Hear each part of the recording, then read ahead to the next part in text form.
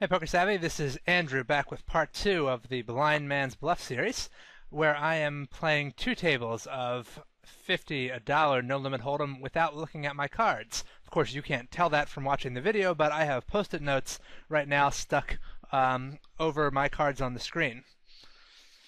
What I'm hoping to demonstrate here, other than just giving you what's probably a good laugh in a few situations where I'm, folding the nuts or bluffing with the nuts or whatever. Um, I'm trying to. I guess I want you to see how much of your value in poker can come from situations that have nothing to do with what your hands are.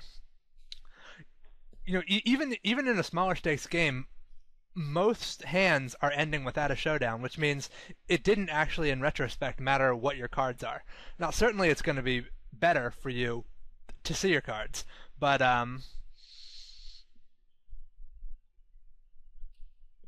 there are plenty of situations that are profitable even without looking at your cards.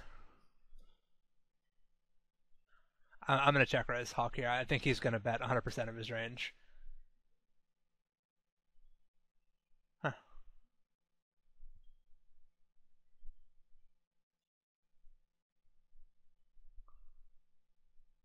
I think he probably doesn't have a king, at least when he doesn't bet, so I'm going to fire two barrels at him. Probably about time to make a play here. Falcap's been making all these little min raises, and I think if Targaryen had a good hand, he definitely would have three bet Falcap because Falcap kind of seems to be a station.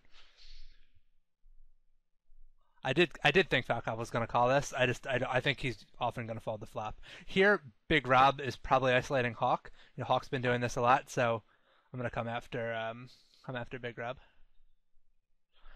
I don't know if it's better for me. I really don't want to bet fold given that I can't see my cards. I think it's actually going to be better for me to just shove here.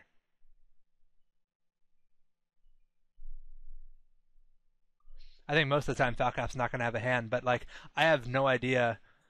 I mean, I guess I could run Poker Stove and see what my equity on that board is with a random hand, but bet folding kind of sucks because my equity, especially on a board like that, is probably decent.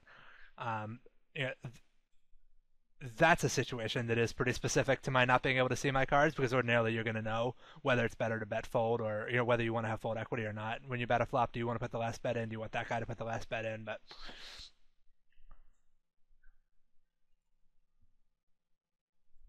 that was a spot. I just thought I thought he was going to call with so much pre-flop and then give up on a lot of flops. I probably should have thought a little bit more about what I was going to have to do on the flop and maybe raise a little bit more pre-flop so that my flop bet wasn't such an overbet. But I think bet folding there is a disaster given the kind of equity that a random hand will have, particularly on a board like that, where he could be getting in with a lot of draws and stuff.